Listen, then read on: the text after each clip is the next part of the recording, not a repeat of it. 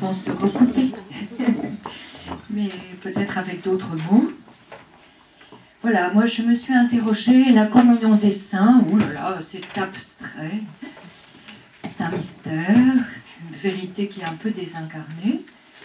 Et puis je me suis rappelée d'une définition de Jean Régal, qui était un théologien que j'ai eu la chance d'avoir comme prof à Toulouse.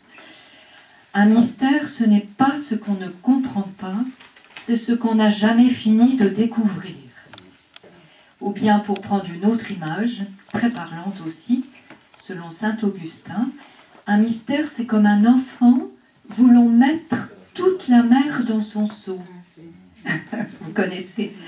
Voilà, mais plus il remplit son seau, plus la mer s'éloigne et se dérobe. Voilà, donc je vous propose d'entrer un tout petit peu plus avant dans ce mystère. Alors j'ai regardé ce qui concernait la communion des saints dans le catéchisme des adultes. Il y a beaucoup de passages, donc j'ai choisi de prendre 3 points que je développerai à ma manière. Le premier point, c'est une communion réalisée par l'Esprit Saint entre tous les disciples du Christ vivant aujourd'hui et rassemblés dans l'Église. Donc, vivants. Deuxième point, une communion qui s'étend à tous ceux qui sont morts dans la paix du Christ. Et le troisième point, c'est une communion qui s'étend à tous les morts dont Dieu seul connaît la foi, les non baptisés. Alors d'abord le premier point, une communion réalisée par l'Esprit Saint entre tous les disciples du Christ, donc nous finalement, vivant aujourd'hui, rassemblés. Donc une communion dès ici-bas. Et je prendrai comme axe particulier l'intercession. C'est absolument pas exhaustif ce que je dis, il y a encore beaucoup de choses à découvrir. Alors d'abord quelques préambules. Ne sommes-nous pas un peuple de pèlerins? Oui, bien sûr, puisque déjà dès notre plus jeune âge, nous savons que nous sommes mortels.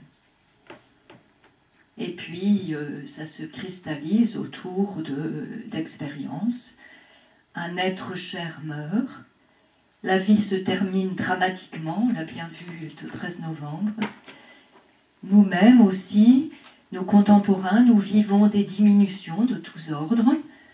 L'angoisse parfois de l'inconnu nous saisit.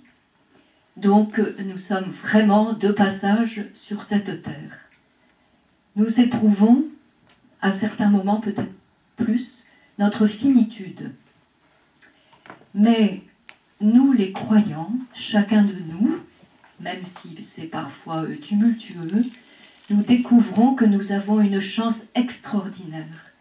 C'est-à-dire que nous connaissons et nous apprenons à connaître de jour en jour celui qui est vivant avec un grand V, le ressuscité, celui qui donne sens et poids à notre vie et qui nous entraîne dans son sillage, celui dont saint Jean nous dit « Je suis venu pour que vous ayez la vie et la vie en abondance ».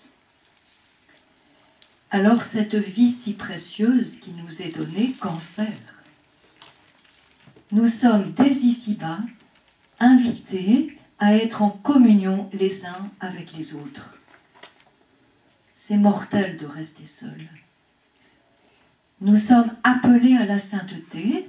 Alain en a parlé déjà. Moi je dirais pour moi, c'est être saint, peut-être que c'est revêtir, comme nous le disons au baptême, et puis c'est du concret, revêtir pleinement le Christ, c'est-à-dire à nous laisser façonner de plus en plus à son image. C'est bien la grâce de notre baptême. Mais cette grâce est souvent obscurcie par le péché, qui fait œuvre de division en nous, avec Dieu et avec les autres. Nous en faisons souvent l'expérience. Que faire de cette vie reçue pour vivre en sainteté et en communion, les uns avec les autres, sur cette terre? Michel Rondet, qui est un jésuite, qui vit toujours, a écrit un très beau livre qui s'appelle « Appelé à la résurrection ». il nous dit que nous devons préparer notre résurrection. Souvent on dit on prépare sa mort, on prépare le grand passage, oui, mais préparer notre résurrection, c'est très positif, en accueillant sur cette terre même l'amour, la vie de Dieu, son pardon, et aussi en nous livrant de tout notre être à lui, aux autres, à travers le quotidien de nos vies. C'est une de nos tâches essentielles. Un jour, nous le savons, nous quitterons tout, mais l'amour demeurera. Saint Paul nous le dit bien dans la lettre aux Corinthiens. Mes paroles ne passeront pas. Alain y a fait référence aussi tout à l'heure. Voilà, faire œuvre de communion ici-bas, c'est intercéder.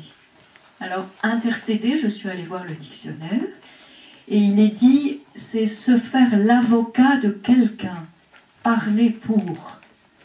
Alors, avocat, paraclet, ça vous dit quelque chose sans doute. Dans Saint Jean, il en parle. Voilà, c'est une mise en acte.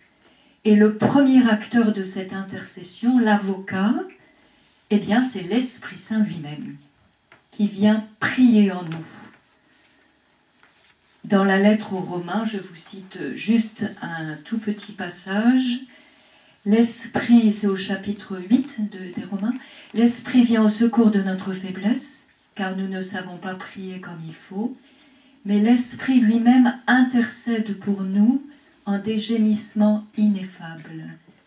Et celui qui sonde les cœurs sait quel est le désir de l'Esprit et que son intercession pour les saints correspond aux vues de Dieu.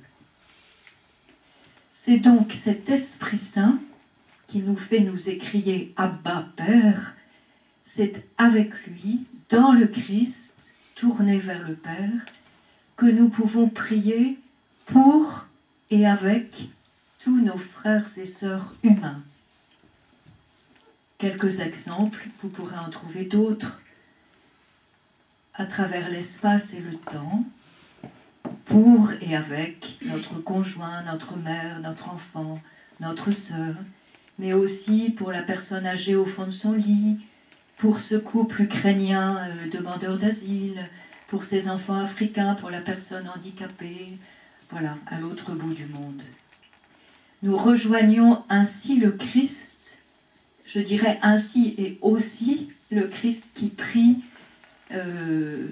son testament, on pourrait dire, avant de vivre sa passion, qui est cette magnifique prière d'intercession en Saint Jean chapitre 17, pour ses disciples, mais aussi pour chacun de nous. Nous pouvons la relire et la méditer tout entière dans cette perspective. Voici quelques versets.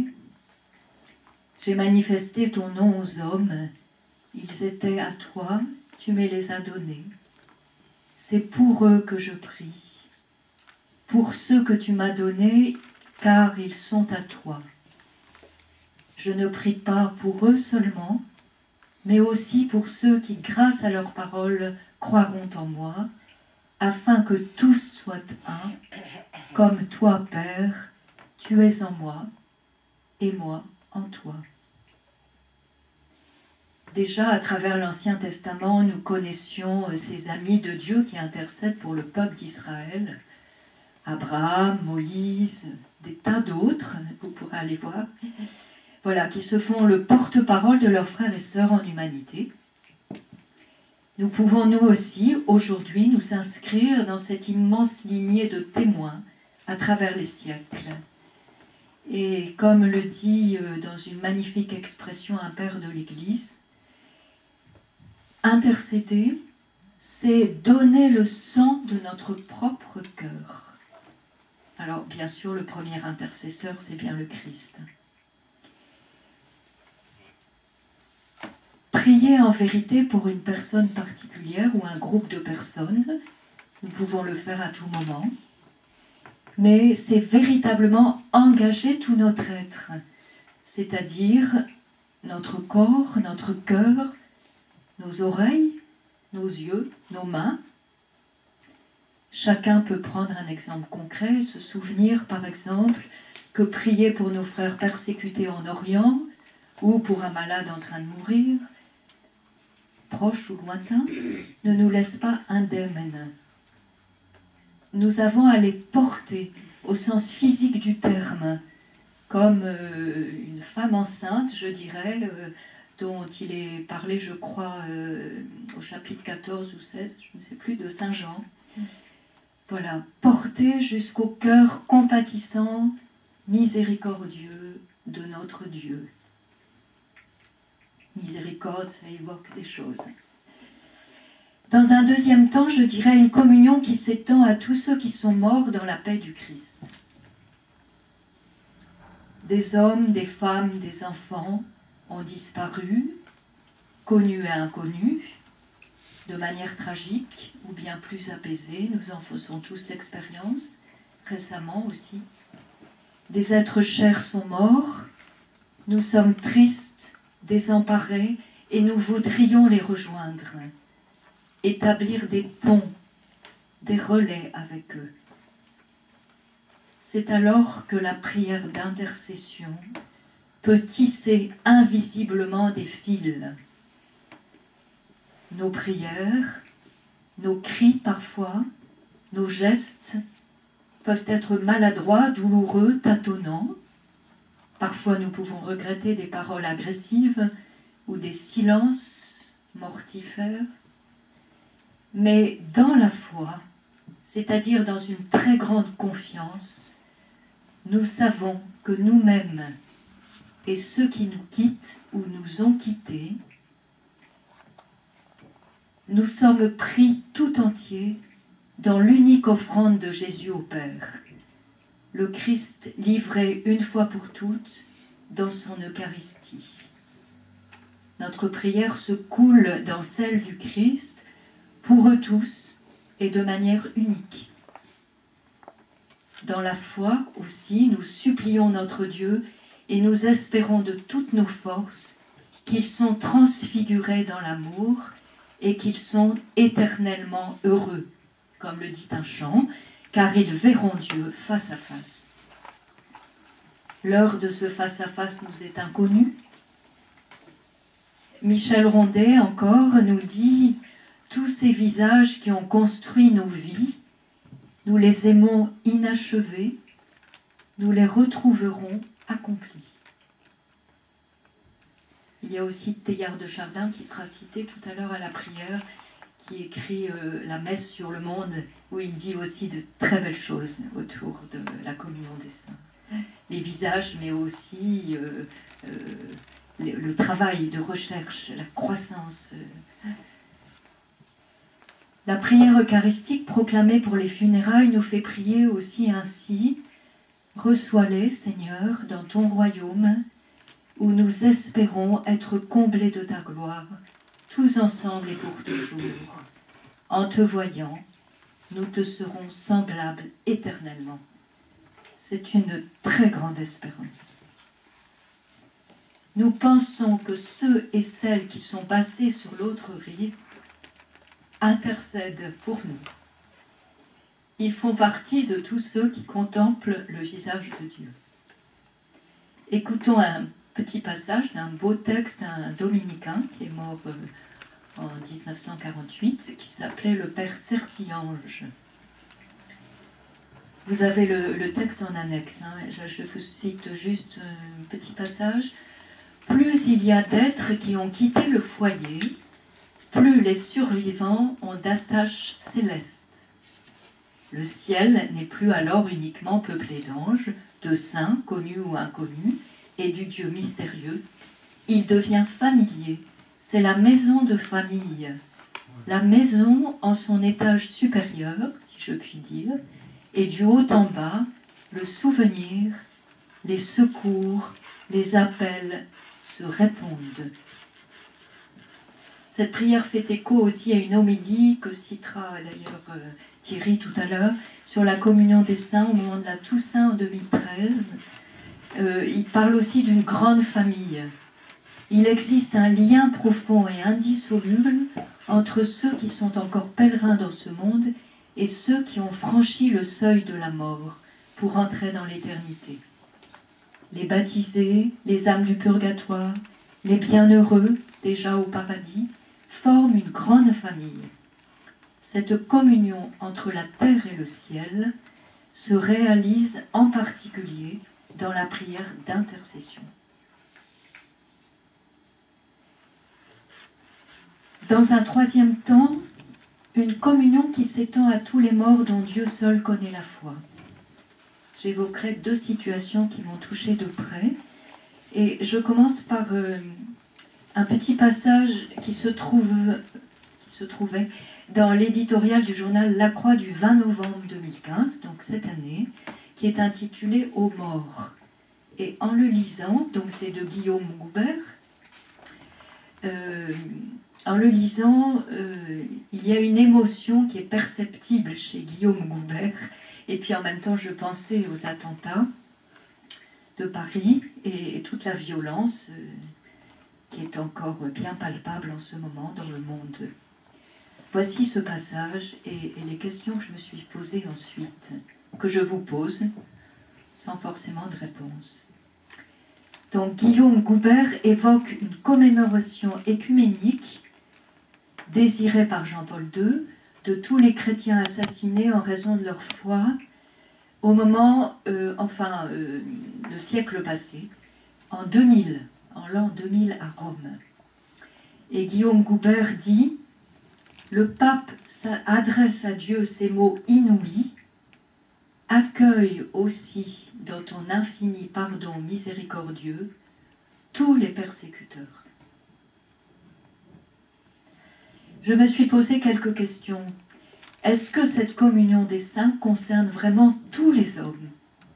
Tous, c'est-à-dire les plus insensés, les plus pervertis, les plus meurtriers. Seront-ils pardonnés, même s'ils le refusent? Pourquoi cette violence, ce mal? La communion des saints aura-t-elle le dernier mot? Qui donc est l'homme? Qui peut être sauvé? Qui suis-je? Qui donc est Dieu? La Bible est remplie de ces interrogations. Elles nous rejoignent, laissons-nous interroger et sans doute aussi travailler, beaucoup, labourer même, de l'intérieur.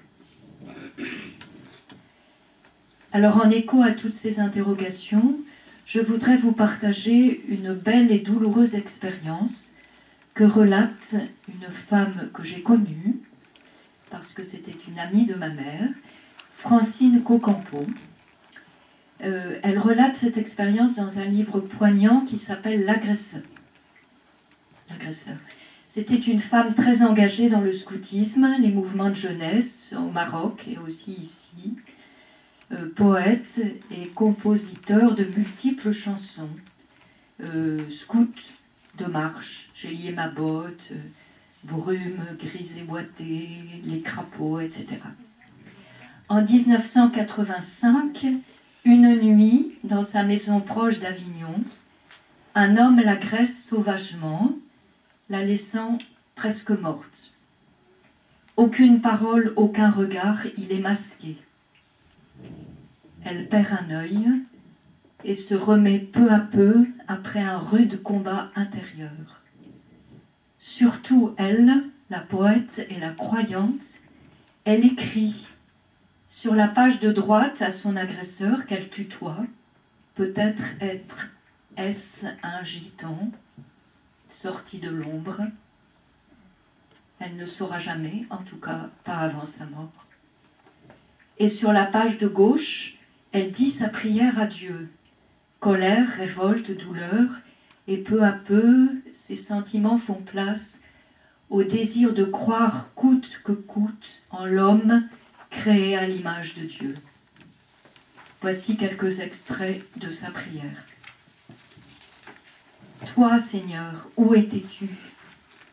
Toi, mon Seigneur de tendresse, où étais-tu au temps de la violence? J'attends de toi que mon agresseur vive en moi comme un frère que je n'aurais pas connu assez tôt pour l'aimer, et l'empêcher de devenir un meurtrier. J'attends de toi l'expérience du pardon. Peux-tu me pardonner de te dire « Ne me sauve pas sans le sauver ». Père, je remets nos âmes entre tes mains. Avec Francine, Dieu en Jésus, premier intercesseur, nous donne des mots pour dire, hurler parfois nos sentiments, dans les psaumes particulièrement. Il y a une palette étonnante de ces sentiments et ils peuvent nous permettre d'intercéder particulièrement pour les pécheurs.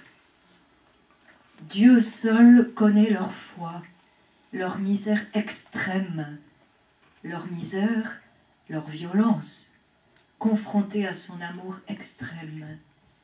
Mystère extrême du mal, mystère extrême de l'amour. Et voici un deuxième témoignage personnel qui veut se faire l'écho d'une communion des saints vécue sur cette terre et puis au-delà. À la maison médicale Jeanne Garnier à Paris, maison de soins palliatifs où j'ai été aumônière quelques années, j'ai connu une femme âgée sur le point de mourir et ses deux filles. Les deux filles se haïssaient. J'étais témoin de leur jalousie, de leur condamnation réciproque, mais je ne prenais pas parti. Leur mère aussi me semblait très ambivalente. Parfois, elle disait beaucoup de mal de ses deux filles, parfois, au contraire, elle les montait au pinacle, elle les défendait l'une contre l'autre. J'accompagnais donc la maman dans sa chambre, je l'écoutais. L'équipe soignante me donnait son point de vue, la psychologue passait voir cette dame, je rencontrais aussi ses filles. Toutes trois se disaient chrétiennes. Peu à peu, environ 3 semaines, j'ai senti que la maman s'apaisait. Avec le grand dépouillement de la maladie, de l'approche de la mort, son cœur s'élargissait et se purifiait. Paroles, silence, petites touches. Un jour, elle m'a demandé la communion. J'étais assez bouleversée, mais je lui proposai d'abord, si elle le désirait, de parler au prêtre de notre équipe, peut-être de recevoir le sacrement de réconciliation. Elle accepta. Quelques jours plus tard, après avoir parlé au prêtre, sentant aussi qu'elle était très épuisée, elle a renouvelé sa demande et je lui portai sa communion, la communion. Quand je suis arrivée dans la chambre, j'ai été très surprise parce qu'à son chevet, il y avait ses deux filles qui étaient présentes, de chaque côté du lit. J'ai eu un tout petit mouvement de recul et ensuite je me suis dit, mais après tout, peut-être que je pourrais leur donner la communion à toutes les trois. Un coup du Saint-Esprit, je pense.